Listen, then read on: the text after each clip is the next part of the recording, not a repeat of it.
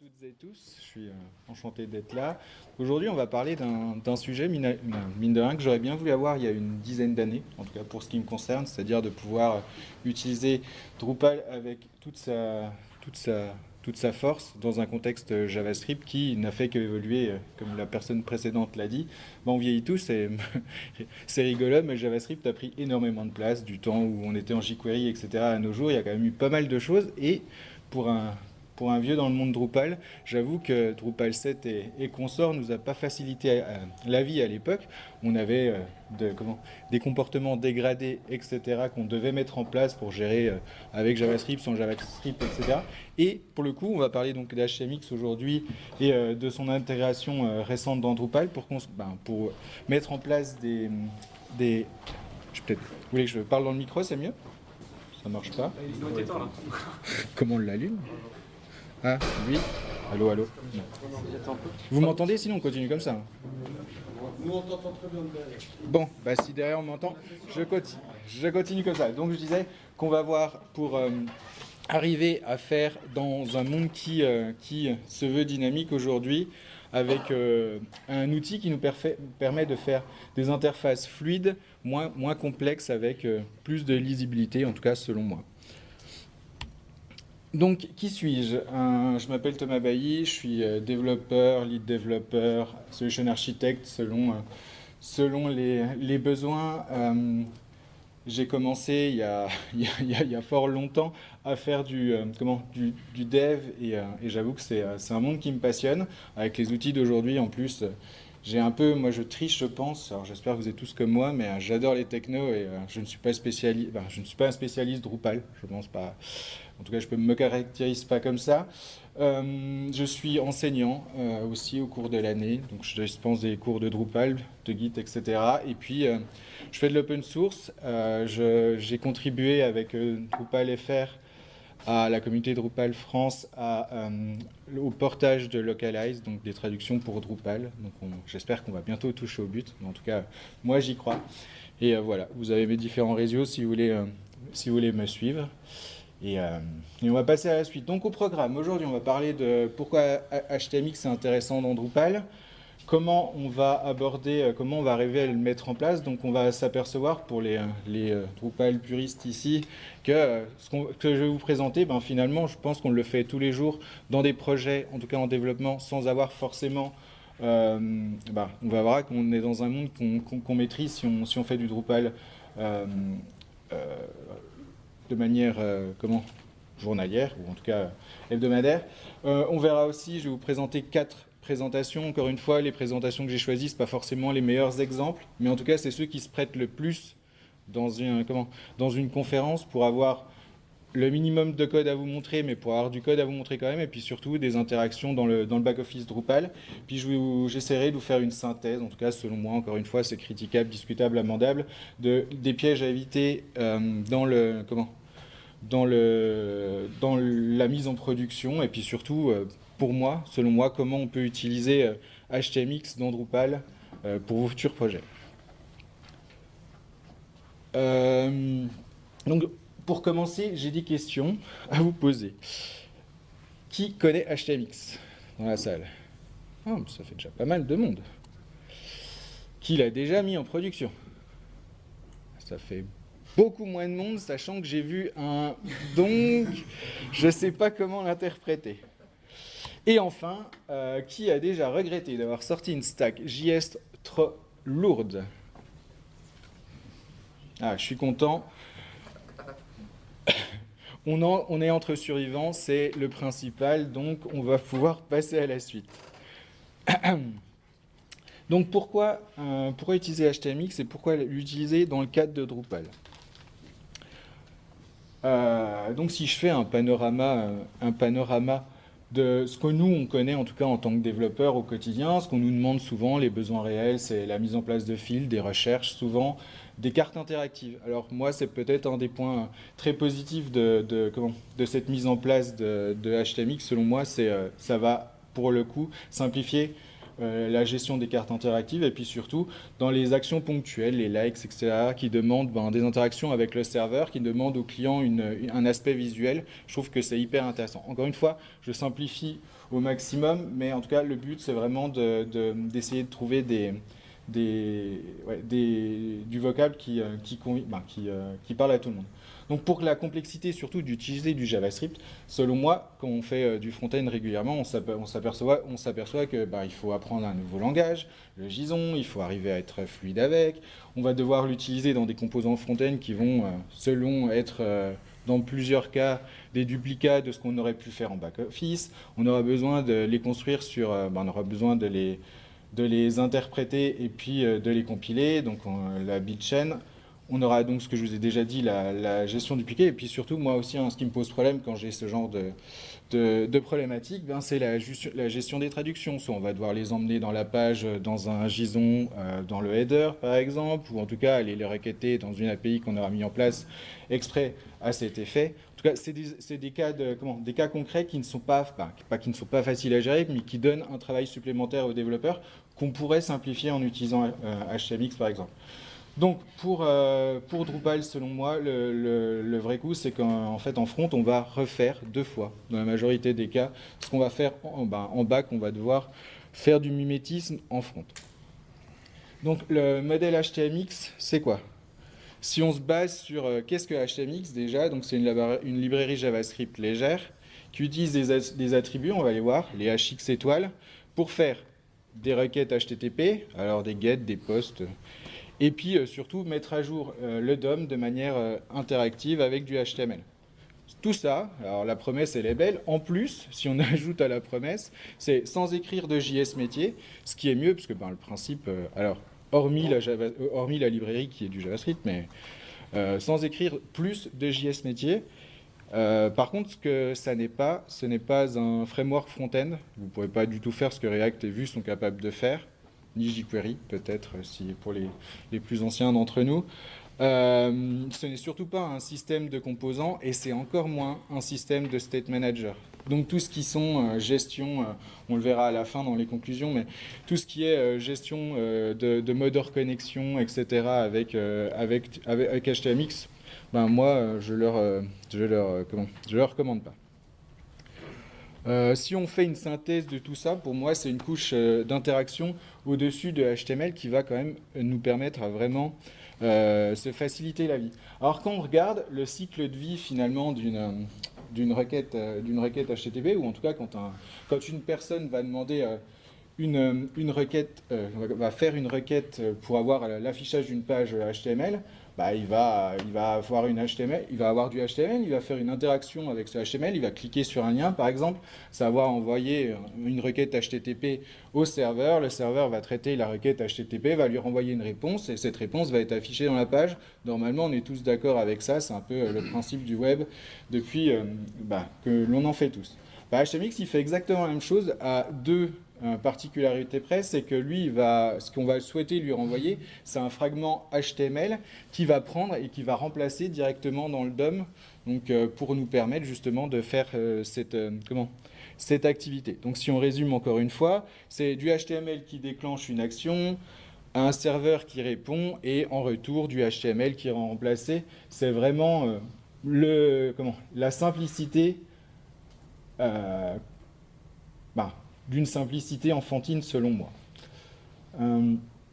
Donc pourquoi ça colle bien à Drupal? Parce que Drupal, au-delà d'être un CMS, comme tout le monde veut l'appeler, moi je le considère vraiment comme un framework, nous offre tous les outils pour pouvoir l'exploiter au mieux. C'est-à-dire que Drupal a un système de routing qui est hyper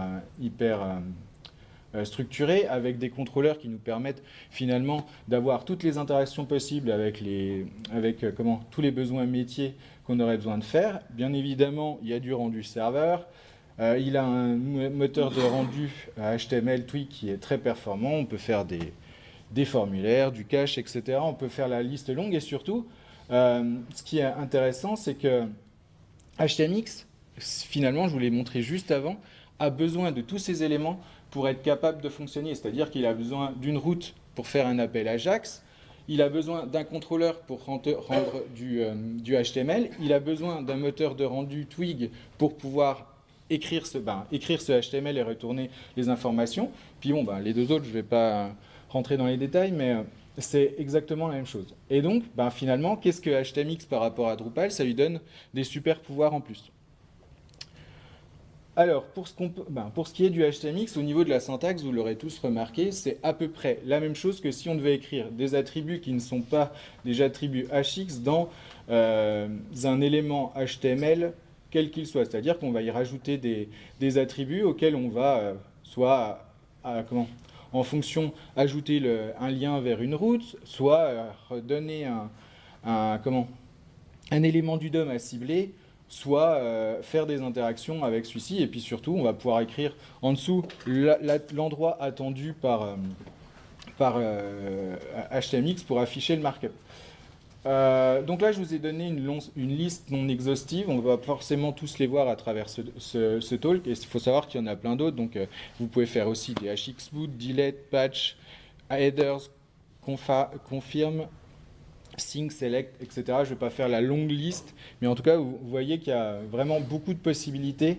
Et si je avais voulu faire une conf, je pense qu'on aurait dû passer la journée, même si moi j'aurais bien aimé. Je ne suis pas sûr que vous, ça aurait été le cas. Alors, pour ce qui est de l'intégration dans Drupal, finalement, Drupal nous a facilité la vie, parce qu'il faut savoir que depuis Drupal 11.3, donc plutôt récemment, ça a été intégré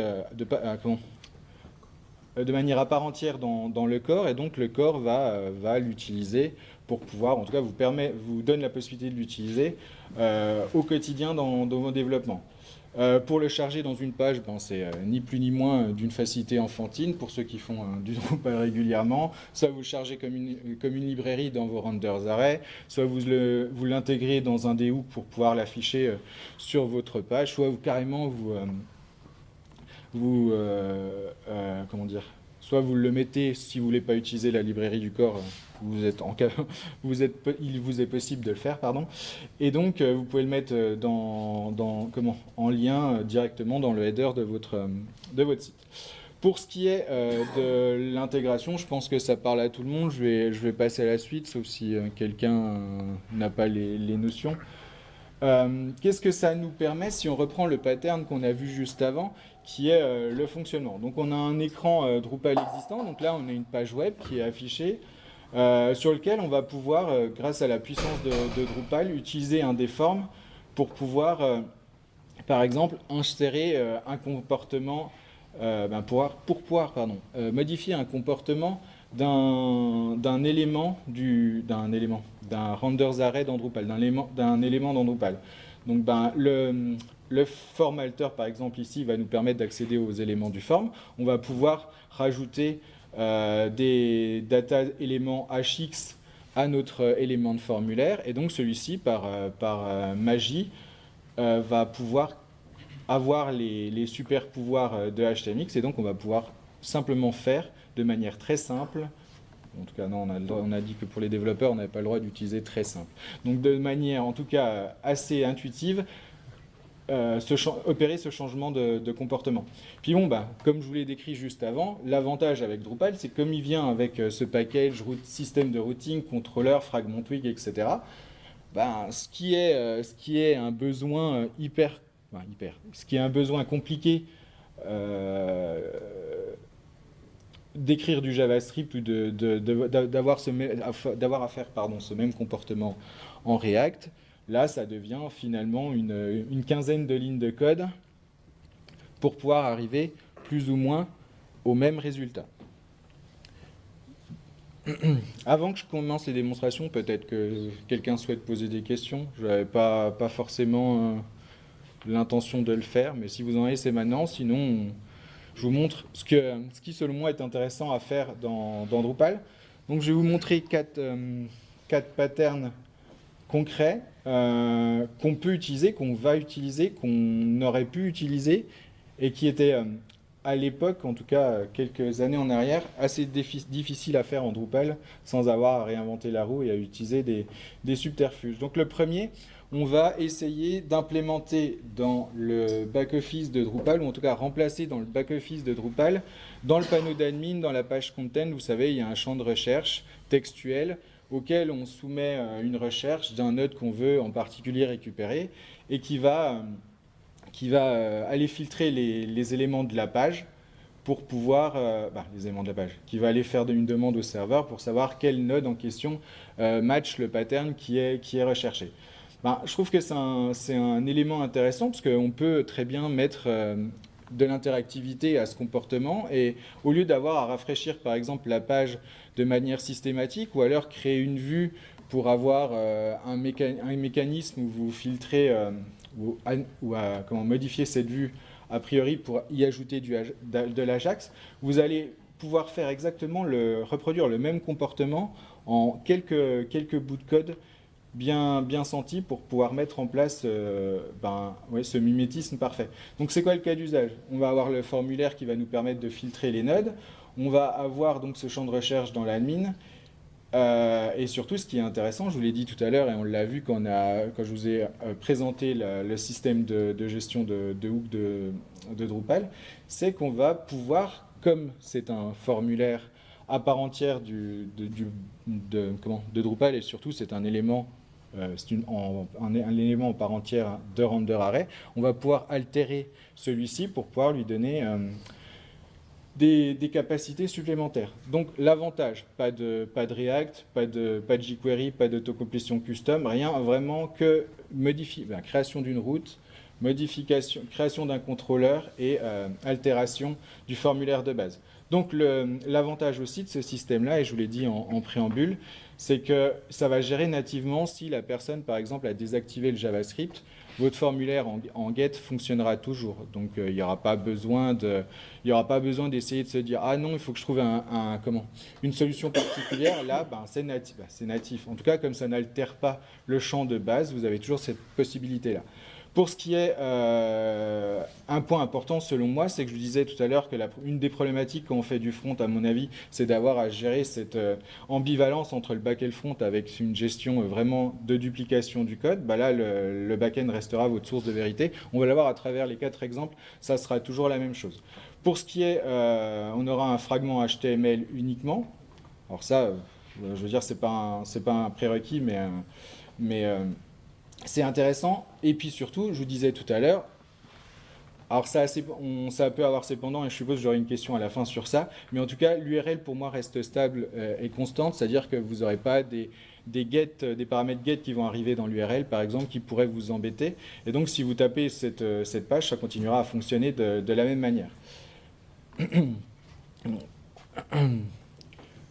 Pour ce qui est du code, parce qu'on est quand même dans une conf réservée aux développeurs. Donc là, ce qu'on voit, c'est le hook alter, justement, qui nous permet de modifier le formulaire, en tout cas la vue, le formulaire compris dans la vue, qui permet d'afficher le panneau d'administration. Je pense que je peux arriver à mettre ma souris. Donc la partie qui est intéressante, elle est ici. On voit que, je vous avais dit tout à l'heure, qu'on va avoir un hxget qui appelle une route Drupal. Donc la route Drupal, elle va être construite dans le slide d'après. On a un hxtarget et un hxswap qui vont cibler une div présente dans le DOM actuel et y afficher le résultat. Donc pour ce qui est du inner HTML, ça fonctionne plus ou moins de la même manière que le JavaScript quand vous faites ces interactions-là. De manière identique pour ce qui est du trigger, où là on voit que le comportement sera implémenté quand la personne va relâcher la touche, dès lors qu'il y a un changement, avec cette possibilité de pouvoir faire mettre un délai et donc avoir des réponses qui nous permettent de gérer justement cette transition de la manière la plus fluide possible. Donc je vais pas... Et puis surtout aussi, ici, le fait qu'on ne va pas rendre l'URL dans l'historique du navigateur, ce qui va nous permettre en particularité, de pouvoir gérer le comportement attendu en termes de navigation pour le visiteur. Ça, je pense que ça parle à tout le monde.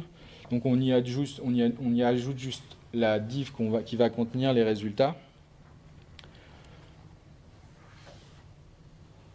Non, ça marche plus. Ensuite, on a la vue du système de routing. Bon là, j'ai pas grand-chose à dire, si ce n'est que on va faire un appel au contrôleur qu'on aura créé. On va donner le droit qui est senti pour pouvoir protéger, comme on est dans une page d'admin ou non, le contrôleur et les informations qu'on va manipuler. La partie bien évidemment la plus intéressante ici, c'est celle-ci, directement la vue depuis le contrôleur, où on va récupérer les paramètres qui sont passés en get par le formulaire au moment où il est envoyé. Alors je vous ai passé l'affichage de la logique métier, puisque sinon il aurait fallu 22 slides et c'était compliqué à mettre en forme. Mais en tout cas, ce qui est le plus important, c'est qu'on va vérifier qu'on a bien un node, en l'occurrence, ou en tout cas que comme on va procéder à la requête au niveau du back-office, on va vérifier juste que les nodes qu'on a sont bien des nodes, et puis surtout on va arriver à mettre en place une structure des variables qui vont être injectées dans la vue pour pouvoir afficher le résultat au visiteur. Donc ici, on va juste retourner un render array, ou en tout cas du markup HTML qui aura été créé par ce bout de code-là. Voilà, c'est pareil, on vérifie qu'on a du contenu. Si on a du contenu, on boucle sur le contenu. Et puis, on va le présenter d'une manière ou d'une autre au visiteur. Qu'est-ce que ça veut dire concrètement? Ça veut dire que ce que je vous ai décrit là, c'est la modification de ce champ de recherche. Donc normalement, il est connu de tous. Moi, j'ai une problématique. Je veux par exemple rechercher API dans la page. Le comportement adéquat serait je tape API, je vais ici dans Field, je fais mes différentes solutions. Non, là, HTMX nous a permis de rajouter ce petit encadré qui nous permet directement d'avoir le résultat de manière vraiment, vous l'avez vu, plutôt simplissime, et justement rendre dynamique ce qui peut être vite. Alors là, j'ai 20 articles, donc c'est pas vraiment significatif, mais je suppose qu'on a tous connu des back-office avec au moins des centaines de pages. Pouvoir trier, c'est pas facile. En tout cas, tomber sur le bon élément à un instant T, ça peut être vite compliqué. Là, je trouve qu'on s'en sort pas trop mal. Si je tape programmation, je crois que je l'ai vu du coin de l'œil. Non, c'était pas programmation.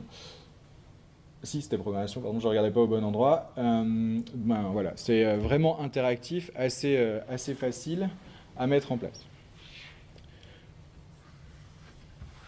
Revenons à la présentation. Donc, qu'est-ce que le pattern nous a offert? Donc, on a clairement une amélioration progressive et en plus en utilisant du natif. Je vous ai dit, on a le fallback intact du cas où la personne n'a pas le JavaScript d'activer. Donc, ce qui est plutôt intéressant.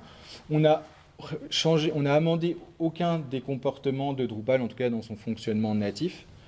On n'a pas eu besoin de créer une API en amont, on a juste un contrôleur qui a été mis en place et ce contrôleur, il fait juste de la logique métier assez simple. On se fie à 100% sur le back-end, ce qui est plutôt excellent. Et enfin, on n'a absolument pas altéré la vue ou le rendu côté Drupal, donc c'est plutôt top. Et ça, sans avoir écrit une ligne de JavaScript, ce qui est quand même, en tout cas de mon point de vue, un grand pas pour l'homme.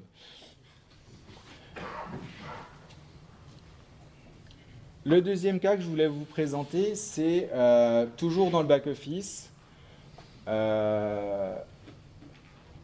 C'est toujours dans le back-office et c'est des éléments qui, quand vous devez construire une architecture pour un client, souvent le client a des personnes qui travaillent, qui ne sont pas forcément comme nous informaticiennes et qui ont du mal avec le back-office Drupal parce que ça n'offre pas une vue comme WordPress ou vous n'avez pas les dernières avancées que d'autres plugins JavaScript, je pense à Yoast par exemple, vous mettrez en place. Donc l'idée, ça va être de vous présenter comment on peut faire une vue simplifiée de l'état du SEO de votre node Drupal pour que la personne qui saisisse le contenu en fait ait un retour interactif dans l'état de la construction de la page. Ce qui est quand même aujourd'hui dans le monde où on a besoin de ces aspects de référencement, c'est vraiment important. Donc pour le code, on est reparti, hein, c'est à peu près toujours la même chose. On a une route get toujours, donc on va faire appel au contrôleur Drupal qu'on aura créé. On aura créé un système de route. Alors là, la petite particularité par rapport à avant, on l'avait de manière implicite, mais là on va construire un tableau. Donc ici je me situe en HX include, ça veut dire qu'on va récupérer les champs qui sont actuellement présents dans la page, les champs de formulaire qui sont actuellement présents dans la page de Drupal, pour pouvoir les passer au moment où on va les traiter côté serveur, ce qui est intéressant parce que ça veut dire qu'on va pouvoir utiliser ces données pour faire un traitement dessus et retourner le résultat à la page. On a toujours l'élément qui trigger, donc ici on va afficher cette pop-up seulement une fois quand la page va charger, et puis surtout on va aller remplacer l'élément HTML qui a le nom sidebar, qui a la classe demo lazy sidebar. Et enfin, on aura la possibilité en fait de faire ce remplacement que en ciblant les éléments les plus proches du formulaire actuel pour éviter de changer le comportement, un comportement non attendu d'un élément présent dans la page qui pourrait avoir la même signature.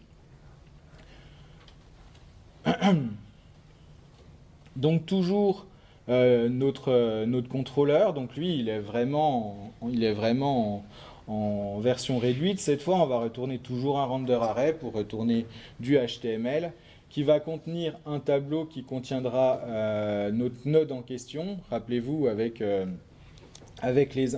qu'on aura filtré avec les informations, et on va pouvoir comparer, parce qu'il est histoire de comparer dans notre cas ce qu'on avait avant et après pour pouvoir faire un rendu dynamique à la personne. Et enfin, on est toujours dans cette démarche, on a une route, on a un contrôleur et puis on a un bout d'HTML qui va être construit avec les différents retours qu'on aura fait dans la logique métier. Et donc à quoi ça ressemble? Ici, je vous invite à regarder ce petit panneau-là. Donc on a cette fois-ci une interface modifiée. On a altéré la sidebar de Drupal qui nous permet de gérer les attributs d'un node. Et puis on lui a donné une capacité, c'est-à-dire que maintenant, quand la personne est en train de saisir, par exemple, je ne sais pas, elle va supprimer... Pardon. Elle va supprimer cette partie du texte, là ça veut dire attention, ton titre n'est pas valide, pour le référencement il serait bien qu'il contienne 60 caractères. On a exactement la même chose qu'on va créer de manière dynamique, quand on va altérer. Alors je ne sais pas ce que je pourrais écrire, mais...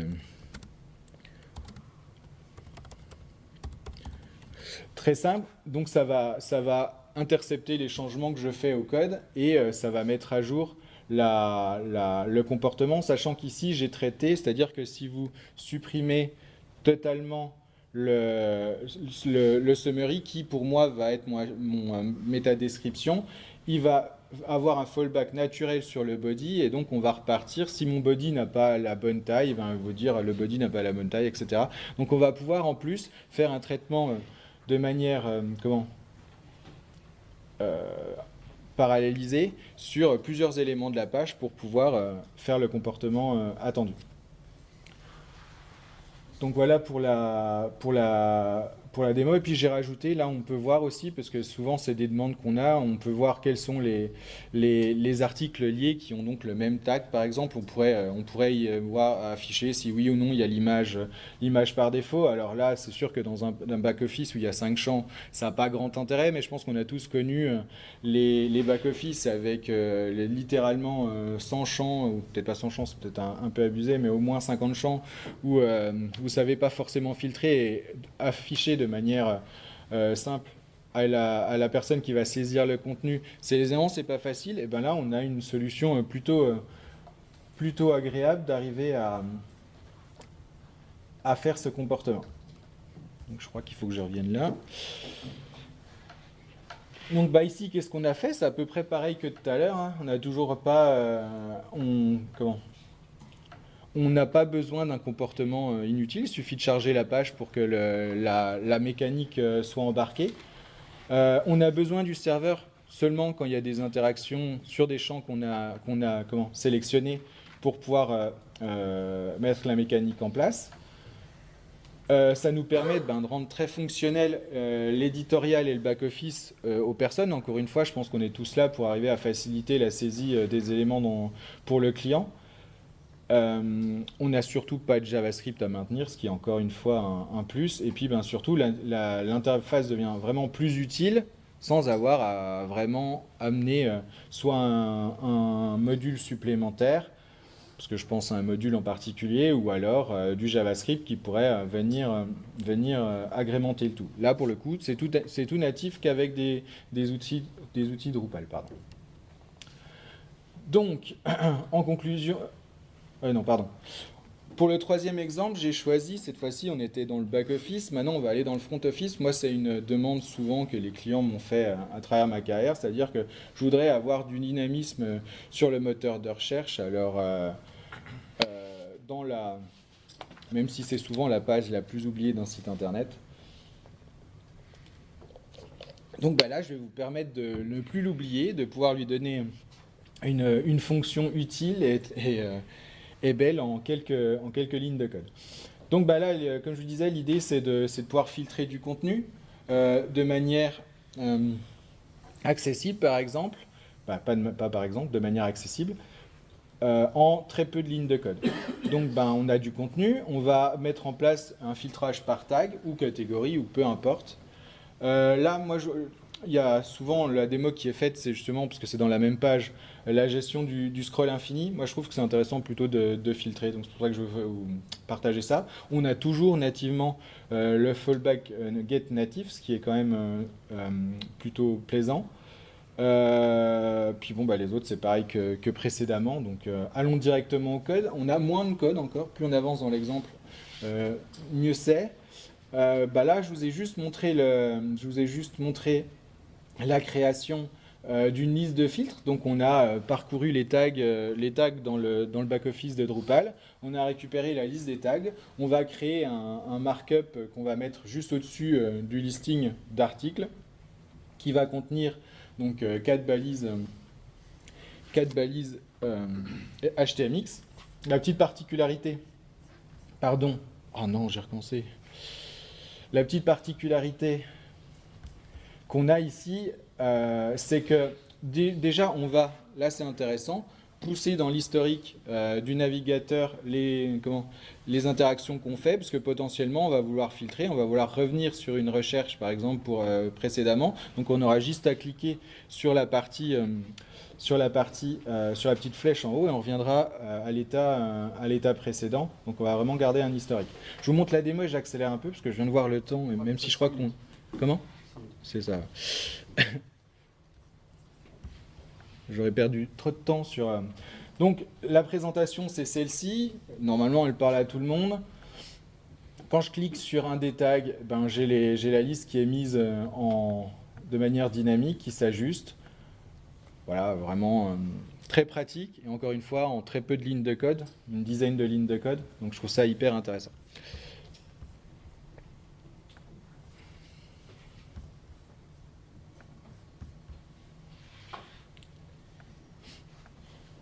Donc c'est plus simple à expliquer, hein, si vous avez besoin d'expliquer le comportement, ça sera plus simple à tester. Encore une fois, vous avez beaucoup moins, on n'est pas obligé de mettre des tests côté client pour pouvoir tester la fonctionnalité. On aura toujours un filtrage rendu, on aura surtout un rendu côté serveur, donc on aura une seule source de vérité. Et puis comme dit, ça marche bien si on veut avoir des interactions, faciliter la navigation des utilisateurs. Alors celui-là, je ne vais pas vous le décrire, je vais juste vous le montrer.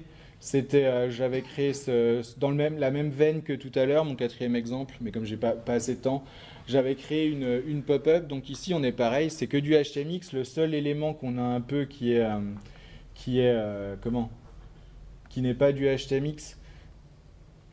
Alors, je vais revenir juste ici. On utilise le pop-power target, qui est un comportement qui a été mis qui est natif au navigateur, qui nous permet d'ouvrir des pop-up. Des pop-up.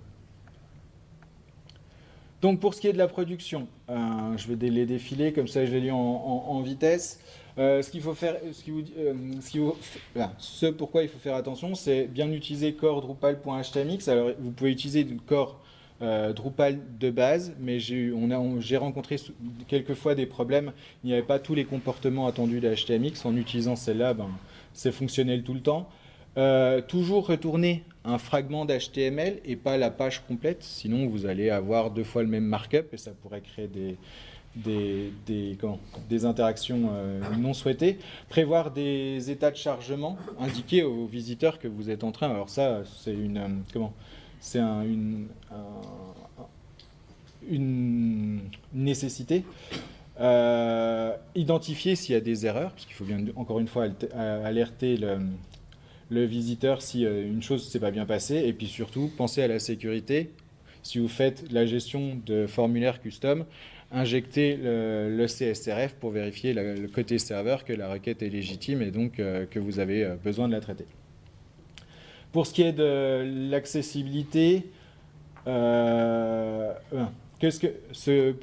les problèmes que vous pourriez rencontrer en utilisant HTMX, donc le côté accessible n'est pas amélioré de base en utilisant HTMX. On pourrait se dire ça va nous permettre de gérer. Non, vous allez devoir, comme c'est juste des attributs sur des éléments HTML, vous allez devoir gérer l'accessibilité vous-même pour pouvoir gérer les focus, etc.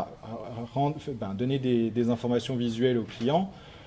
Bien évidemment, ne pas surutiliser la puissance de l'outil, c'est-à-dire que si vous truffez votre page d'HTMX, peut-être que c'est un red flag et se dire que là, pour le coup, React ou autre chose pourrait être la solution, ou en tout cas être une solution plus adéquate. Bien évidemment, utiliser des conventions dans les équipes, parce que c'est toujours, ça peut vite dérailler.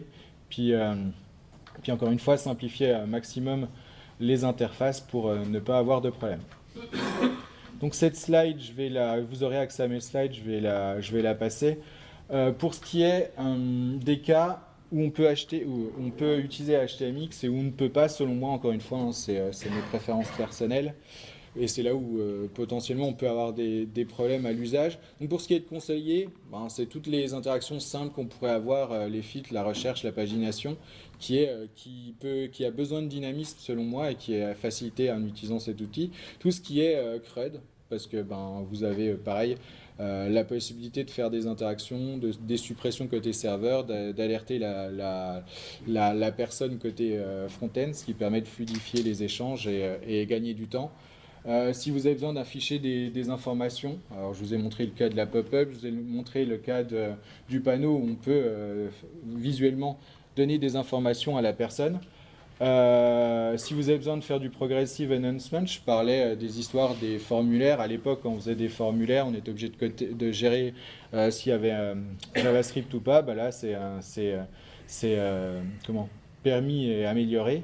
Puis si vous avez que des développeurs qui ne sont pas front-end, ça simplifie et c'est plus facile pour eux.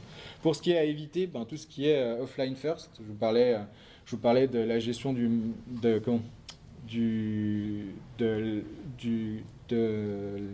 la capacité d'être hors ligne. Ça pourra pas très bien marcher. Tout ce qui est temps réel lourd, parce que vous allez solliciter d'une part le serveur et le front-end, et je pense que vous allez exploser en termes de performance. Tout ce qui est avec des états clients interdépendants, donc là, pareil, ça va être les besoins où vous avez besoin de faire, si on parle en vue du computed, faire des calculs sur des données, etc., qu'on aurait besoin de faire en front-end, il faut peut-être passer sa route.